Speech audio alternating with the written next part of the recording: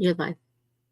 Hey guys, Gabe here at BigManComics.com. How you doing today? It's Tuesday, the 16th, 17th of June. Man, it is flying by. We are just about over a month from Comic-Con. Very, very excited about that. A lot of good stuff going on for that. And a very, very busy morning, very productive morning, getting stuff done for Imperium Comics. I was talking to my printer today. We're going to start printing some of that stuff there. We got those proof prints. I printed up 40 copies of that, and I'm sending those out to certain friends and influencers to read and review. I really, as I've watched crowdfunding grow in the last few years, I mean, independent comics have been around as long as comics have been around, I'm sure. You can at least go back to the huge heyday of the 80s with the Ninja Turtles and all that. And you have the leaders in indie comics like your Brian Pulido with Lady Death and all that. He's been doing it right for years. Or Billy Tucci with Crusade Comics. He's been doing it right for years. One thing I've learned in indie comics is, and I talked about this extensively yesterday, is customer service. And I've watched, I like Nassim Taleb. He's hit or miss on some of his stuff. He's really miss on the lockdown stuff. But his logic, his understanding the world around you, he says that via negativa, that's the Latin for by the negative. And it is the easiest way to understand life is what you shouldn't do. Because what you can do is infinite. There are infinite possibilities of what you could do. But what you shouldn't do is more important when you're trying to figure out a system, how to do something. And I think the number one thing, and not just crowdfunding, but just any businessman, I'm a businessman, of course. I'm a man of leisure, too. And it's customer service, treating the customer right. And the thing I see in comics crowdfunding that is constantly being gotten wrong, what an ugly way to phrase that people are getting wrong, is making the customer take the risk, investing in the crowdfund, and then not delivering. Taking 4 or 5 years to put out something that is frankly a piece of crap after a years long wait, or getting something out, even getting it out on time, it's still a piece of crap. It's bad art, it's bad writing, or whatever. Not being clear with customers, not giving updates, blaming the world and circumstance and blah blah blah. All your problems as a businessman. It's kind of like being a father. If we when I was younger, money was tight. My wife and I lived check to check, this and that. Thank God. We're blessed now. We're doing amazing now. But my kids never knew. My kids never knew that we were, quote, poor. It was American poor, right? But my kids never knew because you don't show them that. You never let them see you sweat because it's not their problem. It would be horrible parenting. It would be a very bad fathering. That's not a word either. To let my kids know about the bills and if we didn't have enough food or we don't have a tank of gas or whatever. And the same way running Big Man Comics. It would be horrible for me in customer relations to let you guys know my problems and make it your problem. None of it's your problem. Your only part of this relationship is to back books and then get amazing products. And then mostly the biggest part of your relationship here is to enjoy it. That's the whole thing, is for you to enjoy this and be inspired by it. So I see when people are being unprofessional, they're causing problems, there's excuse after excuse, and this is late, or it comes out and it sucks, or whatever. None of that is your problem, and it never should be. So that is what has been. It's something I've known forever, growing up with many entrepreneurs in my family, but that has been hammered home to me in the last couple of years of watching and being involved in indie comics. So that's why I do stuff like spend the money to print up preview copies, mail them out to people. That all costs me money. I don't make money on that. I take the risk. So you guys, when you do crowdfunding and still take a risk on me, I've taken most of the risk. Because I think being a great leader, I was a coach of kids sports for years, and my teams were always the best. I think a big part of being a great leader is leading the way. A real leader is in the field with their men. Follow me, right? Taking the proverbial, the metaphorical shots first, and leading the way and putting yourself in danger and sacrifice first. And then people will follow you because they're going to trust you because they know that you mean business. I think bad leadership is putting your feet up on the desk and saying, yeah, you go do the hard thing. I'm going to put it on you, and then we're both going to benefit. And, that's not the right way. So I'm very proud to stand behind my actions here and what I've done, what I'm doing with doing things like printing up review copies for people I trust to read it, and writing them a letter, hand signing a letter, and telling them, if you like this, please give it a good review on social media. You know what I mean? If you don't like it, okay, say so. But if you like it, please let the world know. So that's what we're doing here. And again, customer service is everything. That thing I told you, I learned while working at Home Depot when I was in college, that companies are built one customer at a time, and that's the exact same way they're destroyed. So that's where I am. Very positive day, great day, a lot of work. The alarm clock's going off at 7:45, which is early for me, a self-employed artist. And getting up, having your coffee, and getting to work, and it's fun. I wouldn't have it any other way. Anybody here? Am I talking to anyone? Or am I just talking to you? There are people here. Yeah. There's a question. I demand you hit the like, you hit the share, make sure you're subscribed, but share this out. Hit the like, get other people in here. We're gonna have a great time. Yeah, so I just wanted to comment on customer service. There's nothing like having a problem and asking for help and basically being told, too bad, nothing we can do. Right. Without, especially if they don't even give it a thought. They just have their no gun ready. Right. Yeah, the no gun is a concept I made up years ago. Sometimes you give a bad person a little bit of power, customer service, or, just somewhere where they have a little bit of authority. Everyone knows this listening to me right now. And they got their no gun cocked and loaded, and they're just waiting. Nope. Anything you want or need, or would it be all right for? Nope. Can I go? Nope. And you're not even making like a crazy request. You have a unique situation, you need a little help. And they're so satisfied to say no. You're never going to get that from me, dude. Yeah, it is so painfully obvious to me. The only reason I have the great things I have and all that money and all that and the success and I get to do what I want to do artistically is you guys backing.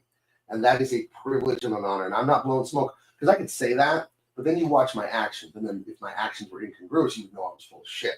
And you see my actions, how I operate as an author and an artist and a businessman. I mean it. I mean it. I mean it. I mean it. I have a normal reverence for my customers. Respectful appreciation that God has blessed me with a customer base that's going to let me do great stuff here. So.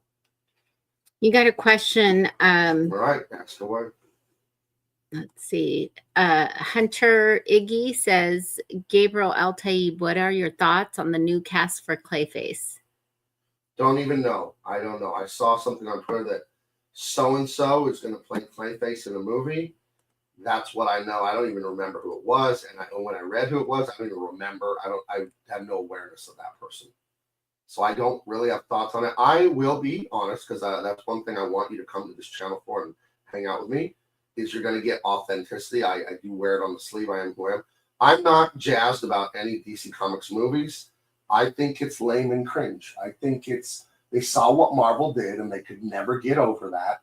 And they've been trying for over a decade to recreate the Avengers movie that was the amalgamation of all the other 7 or 8 Marvel movies. And they're trying it again with James Gunn, who seems like a pretty odious figure, if you ask me. Don't like the guy. Seems like a real passive-aggressive, not a cool dude. Remember those tweets he got basically canned from Marvel for that were things we can't even say on YouTube? I don't know. I know they're just jokes. I got a lot of friends. I got guys that are military veterans, black sense of humor. We don't joke like that. We don't joke about stuff with kids. That's not funny. Where's that coming from inside of you, dude?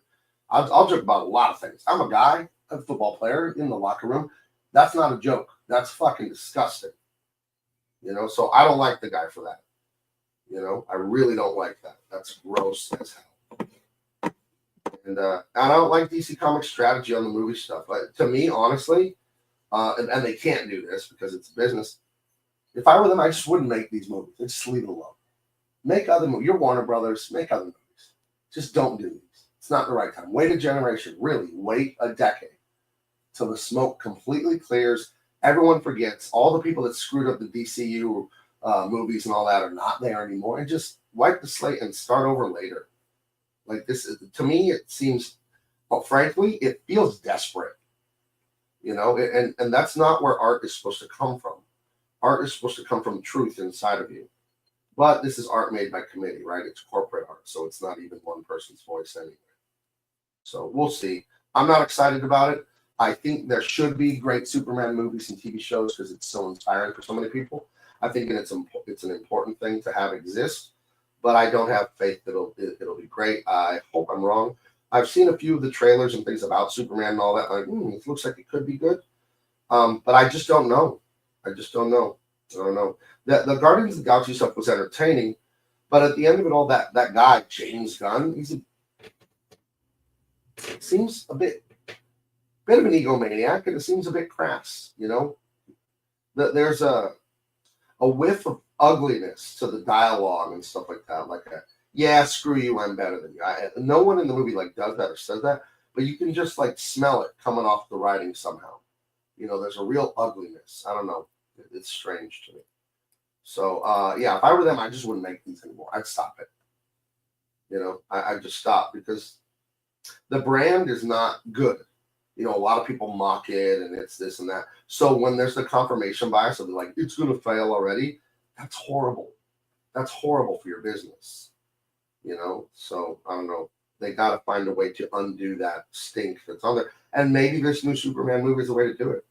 You know, I hope it's good. I don't want it to fail because again, if a piece of art can make someone's life better, I'm all for it. That's what I do for a living. That's what I'm trying to do every day, is make art that will entertain you and improve your life by inspiring you. You know, so that's what I think of the Clayface actors. Don't know. So I looked it up. The guy, at least from what I could tell on IMDb, that's playing Clayface is it Pedro Pascal and Zendaya, or is it Jack Black? They get to be in everything, it seems. Right. Clayface. Wow. I do think it's weird that Pedro Pascal is on and in every movie because he's obviously connected. Like, I guess so. He just doesn't seem right for everything, yet he seems to be in everything. I don't know. No, this guy, his name is Tom Reese Harries. I've never heard of him. Tom Reese Harries. So he's one of those people with a bunch of first names. Yeah. Yeah, but I don't recognize. Are people with a bunch of first names like assassins or serial killers sometimes, right? Sometimes. It just feels like it, right? John Wilkes Booth. Whenever they call someone by all three names, they're like a big criminal usually, right? You know? I think John Wayne Gacy. Yeah. You know? I think they like the way it sounds. That's why they say that. Yeah, I don't recognize this guy. I don't know anything about him. Okay, well, good luck, DC Comics. I will root for you.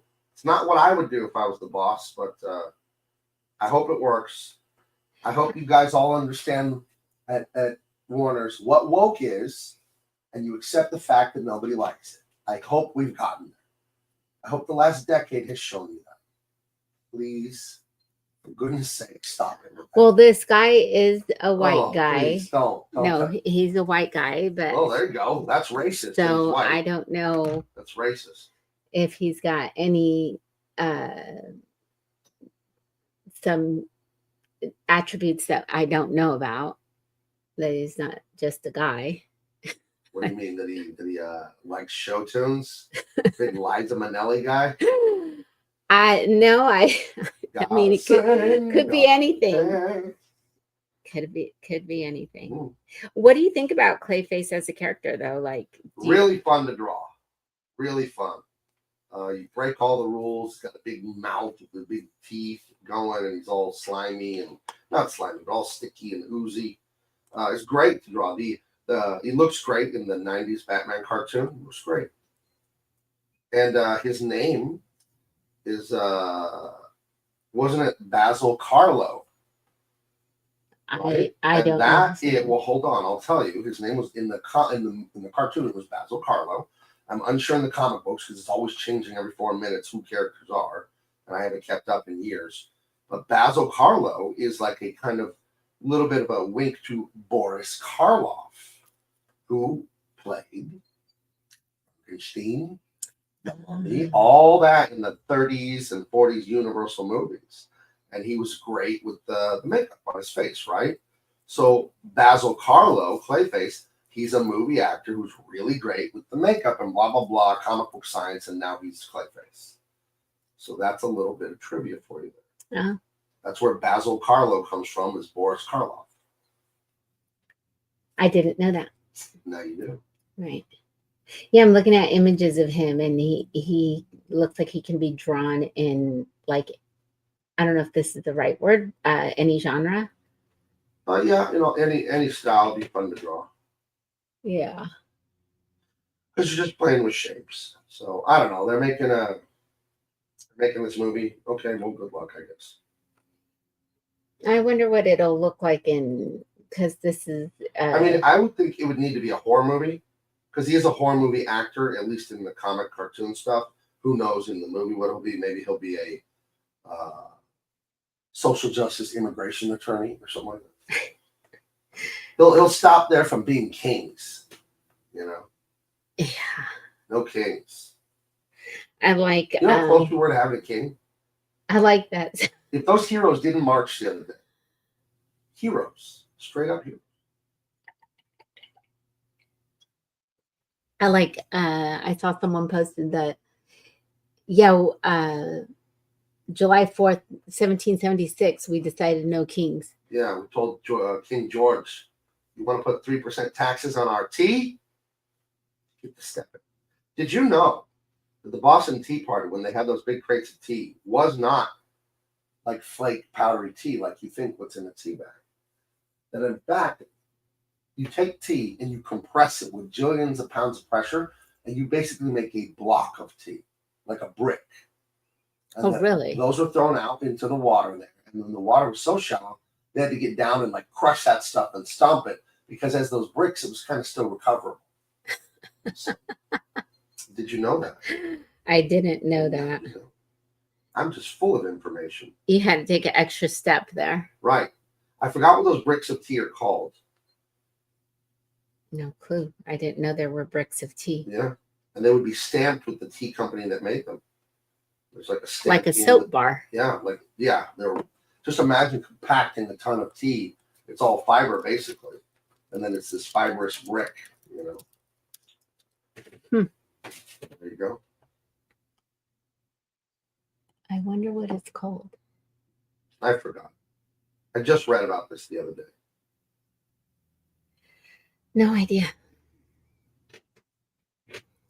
So, Gabe, what is your all-time favorite comic book series? Akira. I think it's the best one. You know, when you read it, you're just so inspired to make good stuff. I think some people, majority, 99% of people, I just think this because of their actions. They see entertainment and they enjoy it, and then that's it. And then they go to bed. And I think artists and creative people, like, we see it, and what we think is, I want to do that. I want to write a line of dialogue like that. I want to paint a painting like that. I want to dance like that. I want to sing like that. Like, whenever I observe art, that's all I'm thinking. How do you do that? How do you do that? How do you do that? How can I do that? And I don't think most people, almost anyone, thinks that, because if they did, I think they'd be trying. You know, I think if you ask anyone, yeah, it'd be great to be a rock star, but I don't think they actually desire it, because again, if you don't go out and try, do you really want it? No. So Akira, I think, is just the best done. Akira and Will Eisner's whole library of his work are basically the same thing to me. It's just, this is how comics are done. You know, this is how graphic storytelling is done. And those are so inspiring. As far as what I like, I don't know. I really like the 90s, really hyper masculine, violent, whatever. I picked some of that up when we were in Vegas at that antique store. Right. That swap meet store we went to. There was some old Jim Lee Punishers from the late 80s and early 90s. All of that stuff was a lot of fun. You know, I think I am I'm a writer, but my first love is illustration. And there's an ongoing debate in comics about what's more important, the writing or the art, right? And I will say the art's more important, but I will also say they're inseparable. The writing is the art is the writing. I mean, when you're drawing a series of pictures that tell a story, that's writing. You know, it's visual storytelling. So there is, you can't really separate them. It's like, what's more important on the car, the tires, the steering wheel? It's like, I don't know, try to drive it without either one. You're not going to get very far. So I think any book that inspires me is something that I'm going to really love. But a favorite series, I don't know. I really like Planetary because it's so creative. It's that Pulp Fiction. It's that Monster of the Week kind of thing they do on Twilight Zone, X-Files, the Star Trek. It's always that Adventure of the Week. Planetary did that so well, that serial fiction like that. Well, no, serial fiction is the opposite, where it's one ongoing story. But this is that stuff where you're getting the monster of the week concept, and I really love that. So I really like the Monster of the Week type of series too, which is what made me like Jonah Hex. yeah, Jonah Hex is great that way. Yeah, it's too bad they don't do more of that, and it's a shame they had that horrible Jonah Hex movie that was nothing like the comic. See, this is the problem with this stuff. When the big studio Hollywood people get involved and they're like, Jonah who? You know, they're like Jonah who, but yet they're the one in charge creatively, right? Right. So then you have these movies that don't even resemble the book, and it's a very simple thing. The reason your movies and TV shows suck, you guys watching out there, is the untalented. Not all, but too many in Hollywood in positions of power are untalented, but they have power. So, like, yeah, they're going to flex. They're going to be egotistical. Like, nope, movie's going to be like this because I say so, because I have the power. It's like, bro, you're not a writer. You're not an artist. You're not good at this. It would be like, I own the Denver Nuggets, so I get to play center in the game. Well, that only works if you're a great basketball player, not just because you own the team. And that's what's wrong with movies and TV and comics and all of it, is you have a lot of editors and management that are bad at this. And they have the power to just insert themselves as part of the creative. And I say, and I piss people off, and I don't give a shit. Editors, you need to stay in your lane. I've said this for years. Check the fucking spelling, and that's your job. Check the spelling and make sure all the inkers and pencilers and everybody get their emails on time, and then stay out of the story. You're not a writer. Okay? For the most part. There are great writers that are editors. That's an exception, not a rule. There are great artists that are editors. Exception, not a rule. And in the old days, at Marvel and DC, all the editors were like great writers. You kind of retired into that from writing. You were writing, and they're like, hey, we'll bring you on as this and that. And like the editors were great writers. So then the thing was congruent and made sense and blah, blah, blah. But now you're hiring, a 23-year-old girl who has a gender studies degree, blah, blah, blah, from UCLA, and she's coming in and working at DC Comics as an editor. Okay. Like, what are we doing? I love football, as you guys know, and I listen to sports radio. I haven't so much anymore. I guess during the football season I can listen to it. But there's a 3-time Super Bowl champion. He's on Denver Sports Radio. He's on Fox every morning, Fox Sports. And he was talking about, guys trying hard but failing. And he said this like 15 years ago, and the quote stuck with me the minute I heard it. He said about the NFL, this is not a try-hard league. It's a do-good league. Like, I don't really care if you try hard. We need to win. Like, don't tell me you tried, but then I look at your work and it's a pile of dog crap. Like, you got to do it. You're getting paid a lot of money. This is the big leagues. You got to do it. I don't care if you try. Trying is for amateur stuff, So that's how I feel about this. It's weird to me that these giant corporations that have the potential to easily make billions of dollars off this stuff, they let unqualified people into these positions of power for the sake of DEI, for the sake of wokeness and all that. It's like, okay, well, you're going to reap those kind of rewards then, and they're not good. So, whatever. That's why I have my own company, where we don't do any of that.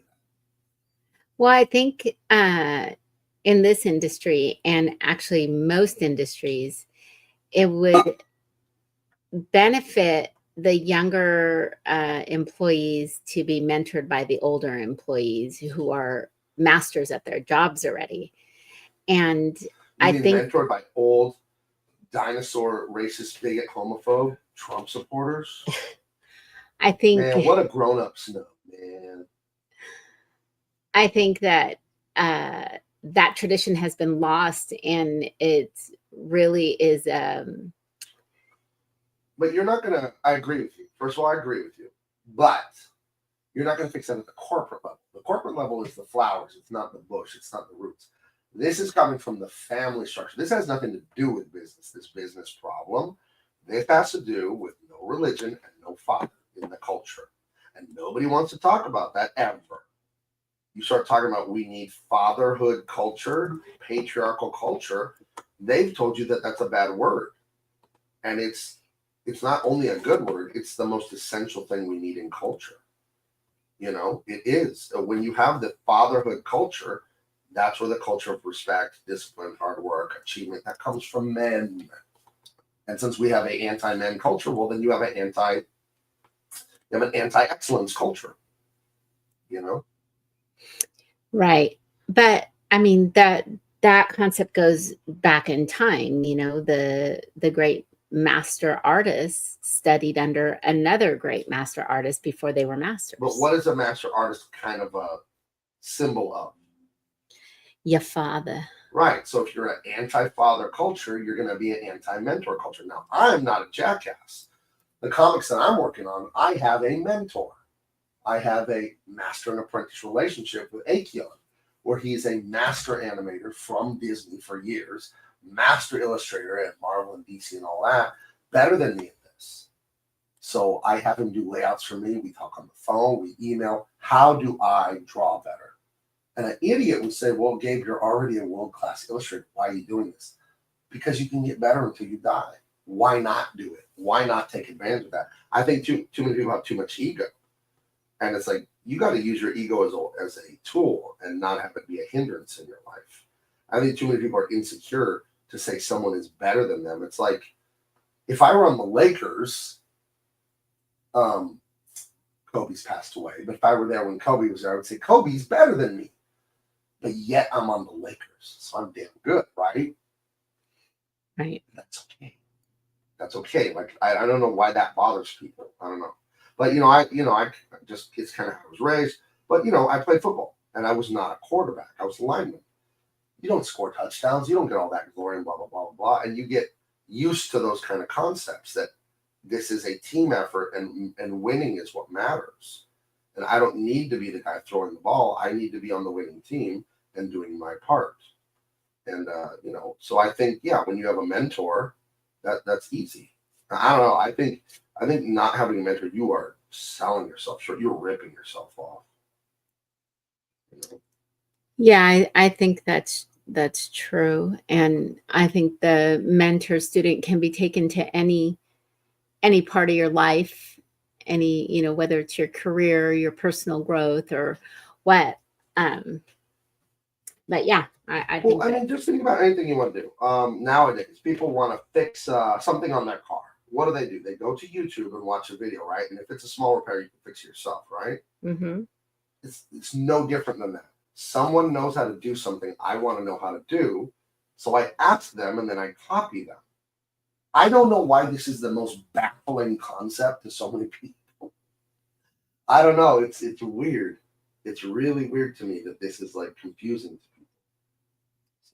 people. Right. No, I remember when I was a young mother, I would go to a young mothers group at church, and it was taught by an older lady. I was in my 20s, my early mid 20s, and it was taught by like a 60-year-old woman. Yeah, but the world's different now, man. Old people don't know anything. The world's like, how fucking stupid are you? First of all, any young person that says that, you're a fucking idiot. And here's why. To tell the difference between two discrete things, two things that are different, I need to compare them, right? I have to have A and B in front of me. Then I observe A and B, and I go, aha, the difference. How could I be 20 and say, hey, man, it's different than 40 years ago when I didn't exist 80 years ago? How can I say it's different now than 80 years ago when I'm not there to observe 80 years ago? Do you see how stupid and illogical that is when young people say, old people don't know anything. It's different now. How the fuck would you know? You didn't live in both times. You definitely wouldn't know. You for sure wouldn't know the difference because you have to experience it to know. You can't just read it in the book. You think that books are reality? Books are written by people. People are imperfect. Come on. Right. My favorite thing is when a leftist is trying to moralize you, but all they have ever done is read Harry Potter in their life. Trump is Voldemort. That's just so childish. Trump is actually Voldemort. Or an orange man. Right. He's the orange Voldemort. Right. You want to tell us what you're working on? I'm working on page 105 of The Unstoppable Tigers. He's hanging on the bottom of a helicopter here. And they're traveling somewhere. Too big to be inside, so he's hanging on the skids on the bottom. I don't know how obvious that is yet, but drawings coming together. So, yes, that is what I'm working on. I'm hoping to have this thing done early mid-July. And it's all coming together on this stuff. And I'm currently deciding what my next project will be. Because I have a few I really like, but I'm unsure which one. So I was emailing with Akion if he had a favorite. Because I know what I'm going to do after this. I guess I was more thinking like what I'm going to have him do after we're done with this. So, because I still want to do a sequel to the Dean Cain book, but I also want to do a sequel to the Tyrus book, and I'm kind of favoring that right now. Yeah, I think once we see Tyrus fully complete, it might make your choice for you, but that's also a long time to wait. Yeah, we'll see. There's a lot to consider. Antonia 707 says, "Hell gave Miss C in chat." Antonius, Tuesday. It's Taco Tuesday. What other food starts with a T that they could have done instead of tacos? Let me think. What other food starts with a T? Tuna. Oh, God. Tuna Sandwich Tuesday. How about Tuna Never Day?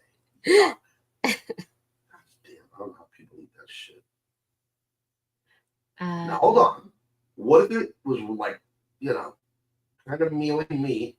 Well, hold on. I'm not done. And it's like, when you go by the ocean, but like all the algae has died and there's a lot of seagull shit and it's really like ripe aroma.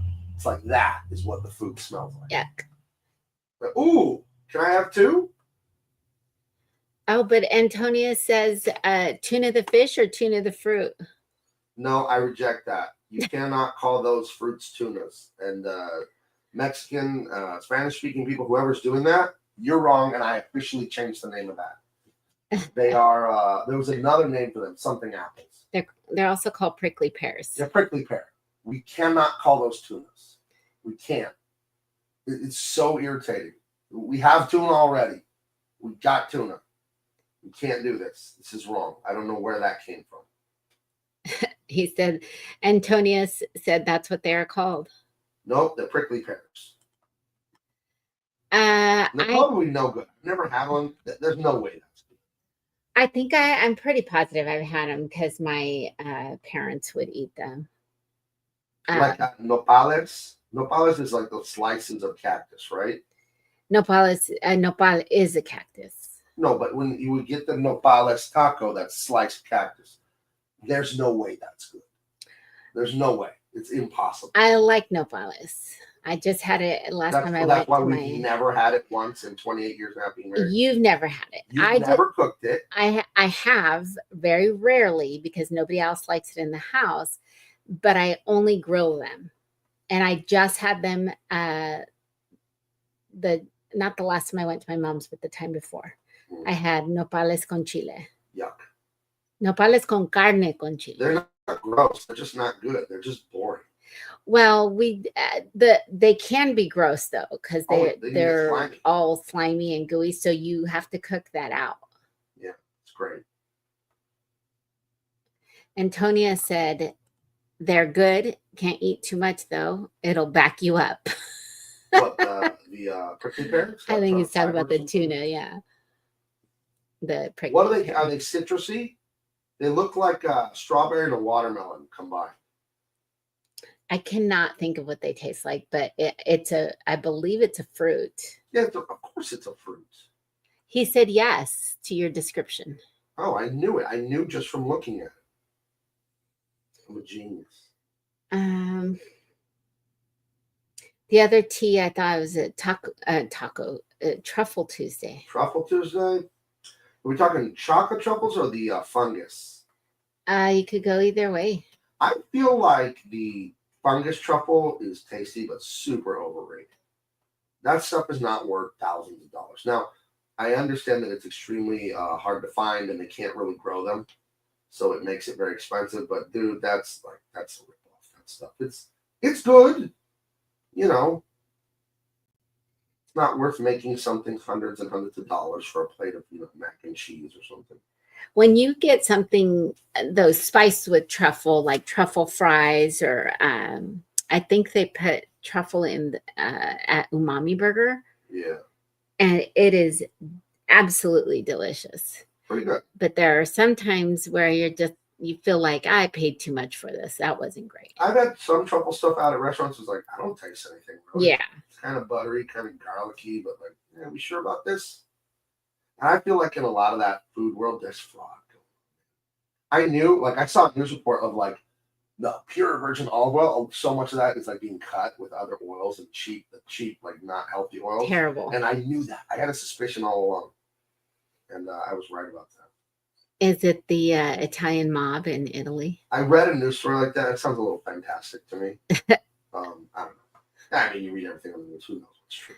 The Mexicans have the cartels with drugs, and the Italians have the mob with extra virgin olive oil.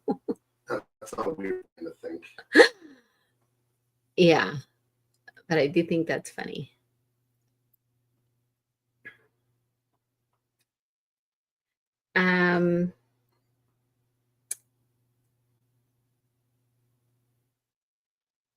Let's see. So Antonia 707 has some prickly pear information.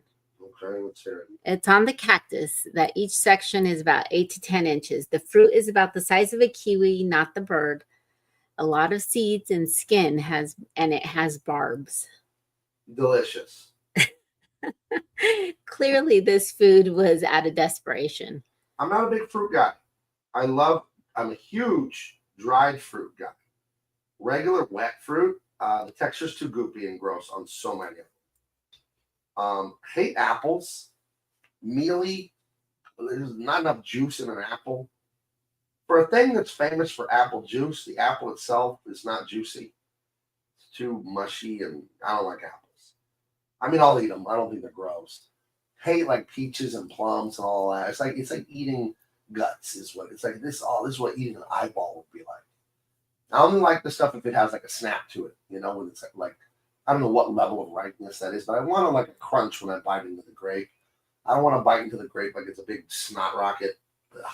What about a banana? It's got to be firm enough. There's this 3 minutes in a banana's life where it's rock hard and flavorless, and then it's brown dog poop, and you can't eat it because it's like just slimy and boogery.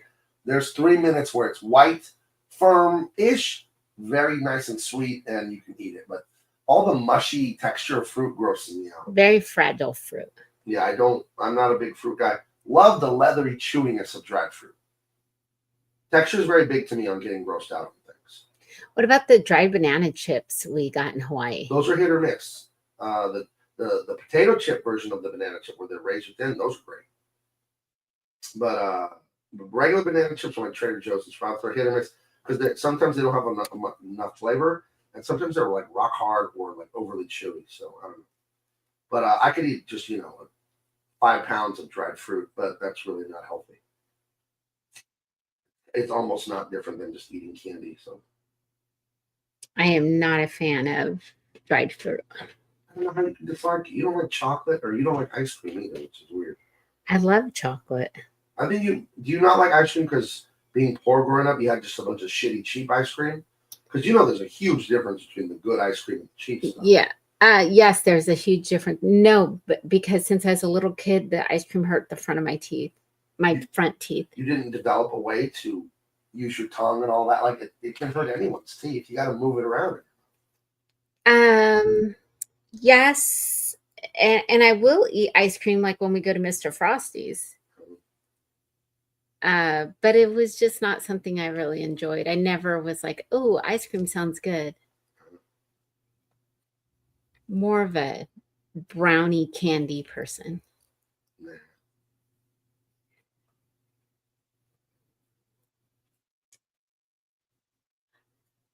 One other question I was going to ask you. I asked you earlier what your favorite comic book series was, but what is your favorite comic book series you worked on? Maybe you didn't exactly read it, but you enjoyed working on it.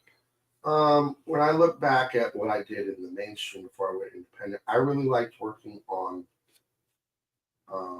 Rough Riders for Aftershock Comics. It was a great book. DC Comics, I really liked working on Arkham City, and I really liked working on Star Wars. Those were fun things to work on. There were books I really hated working on, and I won't say. I hated it because the art was too busy, and it was just such a chore to color. And I did a great job, but it was just holy shit, dude! You don't have to draw every nut and bolt and eyelash and every tooth on a zipper. I'm like, switch to decaf. Like, it's a great drawing, I guess, but just too much stuff. Oof. And that's just a stylistic thing. It isn't wrong, just not my cup of tea. So, but yeah, I mean, there's some stuff I really liked. I think those are the standouts for me. What about that one bridge book you did? It was fun. It was all right. Was it fun to work on books that were like, they were like the top books at the time, like when you worked on the Red Lanterns and Green Lantern, or what was that called? I mean, there was the Blackest Night. So that one, the Blackest Night. I mean, I guess, I don't know. It's like, to me, it's always about the art. Like, I don't really care about the fame or the fans or signing autographs at conventions. It's like, that's more a humbling honor to sign at conventions. I don't take it like an egomaniac thing. It's like, oh, wow, how nice people want to come and get an autograph and thank me and blah, blah, blah. That's like an honor. To me, it's just always about the art. Like, is this a pleasure to work on artistically? That's always how I've looked at it. You know? It isn't fame, the accolades, the money, like whatever. That's great. It's a blessing. I'm grateful for it, but it's not. I mean, you know this about me. It's not something that's important to me more so than doing a good job and having a rewarding time as an artist. You know? Right. I was talking to our son, who's doing good as a young businessman, and I told him, you see now that you're an adult, money's not hard to make. You get it, huh? And he was like, yeah. I said, yeah, the whole key there is just, you thank God for the blessing and keep going hard and just be glad you live in a time where so many men are so weak because your competition is weak. Right. But I was talking about that. Like, you see, it isn't hard to make money. So to me, it was never about, oh, this is the top selling book and this, that, and the other. It's like, I didn't want to work on Star Wars because we sold 5 zillion copies and all that, which we did. I want to work on Star Wars because I like Star Wars, because it means something to me. The art is very personal to me. I think some people, you try to avoid it. You will run into it. You're a hired gun. So you kind of don't care. And I always tried to find something in the group, in the story, in the email with the other co-creators, something to make it personal for me. So I was like, why? What is this as far as the experience as an artist for me that I'm bringing to this? What am I getting out of this? What is this doing for me and my life? And what am I accomplishing as an artist here? I always tried to have that. If you were able to read the emails I sent when I worked for DC and all those, you see like, oh, this guy was a football coach and a big teammate kind of guy. It's just how I approach things,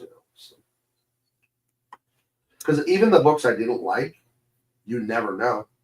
If you hired me, you're getting 1,000%. Like, I'm not putting my name on shit work. Even if I hated something I was doing, it's like, you don't talk to yourself in third person. It's like, Gabe, you signed the contract. Do a good job. Period. Because your name is not metaphorically, my name quite literally is on the books. My name, my dad's last name. That's on the book. I have to do a good job. So I always did, even if I didn't like it. And it was rare when I didn't like it, Right. I remember when I worked at a previous job, you had, every once in a while I have just a tough day because just working with a lot of numbers. And you would tell me, this is the life you chose. Right. It's just like, oh boy, thanks. Well, that got told to me. Yeah. When I was onboarding at Warner Brothers, like my first day there, I was on the phone with New York. We're in San Diego. And an HR guy, I remember his name was Jason Phillips. He's probably still with the company. He was youngish when I was talking to him. And he was telling me this and that and the other. And something sucked about working for Warner Brothers. And he told me 99% of it was great. But something was like, really, dude? And he just kind of laughed into the phone and he said to me, this is the life you wanted. And I was like, okay, checkmate. You're right. I'll stop complaining. Marquel Scott asks, are you using a custom brush? Yes, I'm using it. Let me open it here. This is the Clayton Henry Ink Bleed. He sells it on his Gum Road. Clayton Henry's a great artist. I colored him at Valiant Comics and I think DC Comics a few times. He's a great illustrator. I have some tendencies like him, so brush works perfectly for me. I think he sells that on his Gumroad for $5. At least when I bought it, it was $5 or $10 or something like that. Now that was 3-4 years ago, but it's the only brush I use. Well, I made one other brush to save time. I'll show you real quick. If I'm going to draw trees, I made this. Instead of swooping in each leaf myself for a tree that's far away in silhouette, I made this brush that makes leaves. That's the only other brush I have. So, because, there's unlimited brushes, you can keep making brushes forever, right? This thing has thousands and thousands of brushes. I don't like it because the brushes, they look like brushes. You know what I mean? They look like, oh, that's a computer.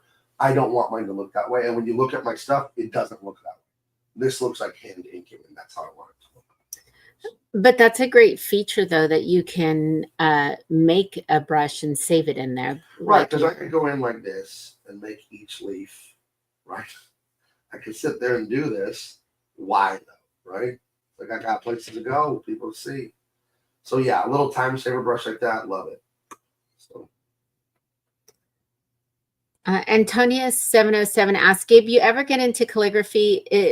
If so, is there a brand or label of pen or ink you recommend? No, I never got into calligraphy other than I found a book at my house when I was like in middle school of how to do calligraphy, and I would read over it and look at it. I was kind of fascinated by it.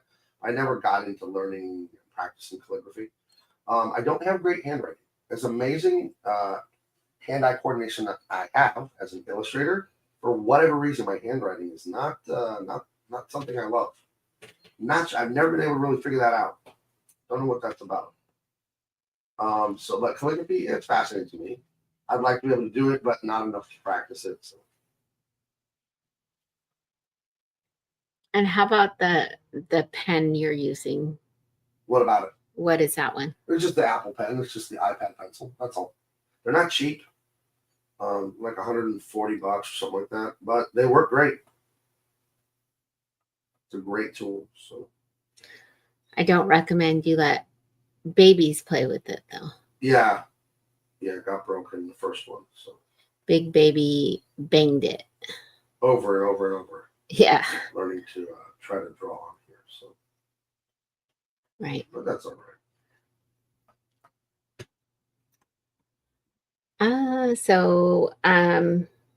What movie are you going over on Double Impact tonight? We're going over Weird Science, which I was watching last night. And I saw it once, like 5 years ago, and I saw some clips of it. I saw like some scenes of it when I was a kid at my cousin's house. Horrible movie. Poorly written, not entertaining, and dubious content in this. I'm watching it, and Kelly LeBrock, who's just one of the most beautiful women back then, she's kissing one of the boys. It's like Frankenstein. These two boys create life, create a creature, but it's their dream woman because they're two losers in high school who can't get a date ever. So they find pictures of Kelly LeBrock and other beautiful women that feed them into a computer.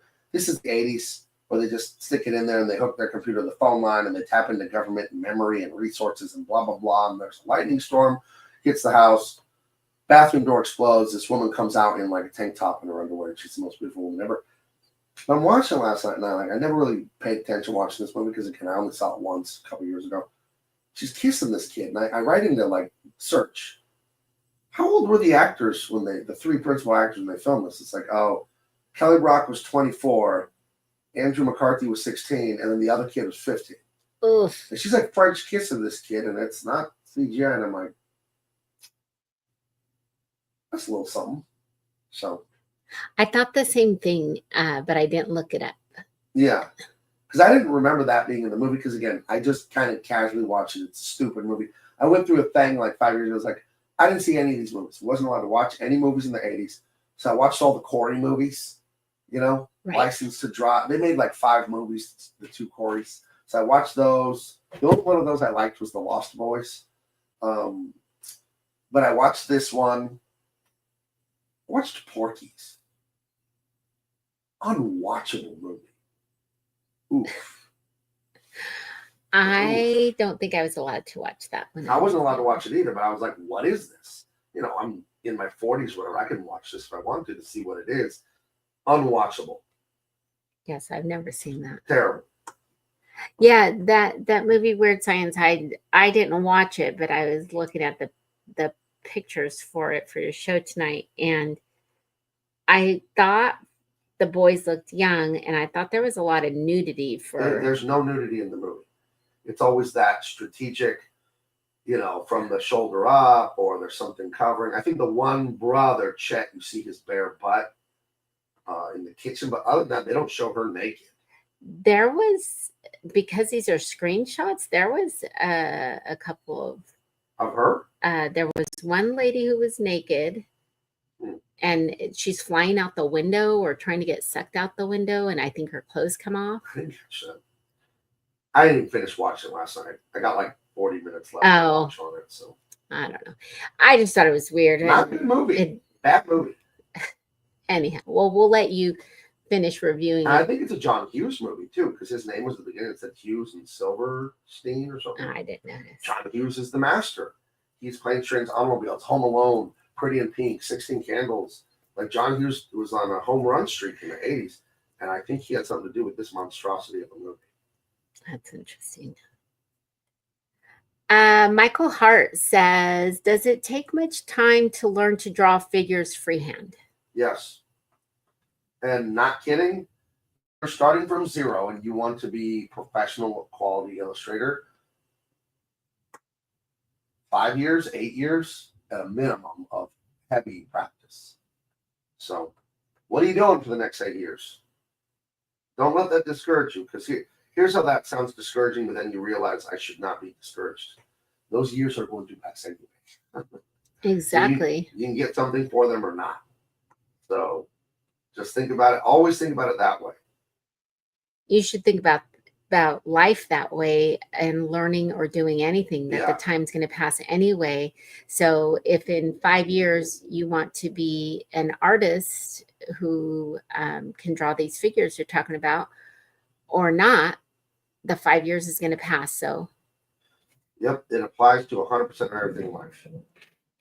Lifting weights, investing, education, marriage, spirituality, all of it. It's like, time's going to pass anyway, so just keep working on yourself.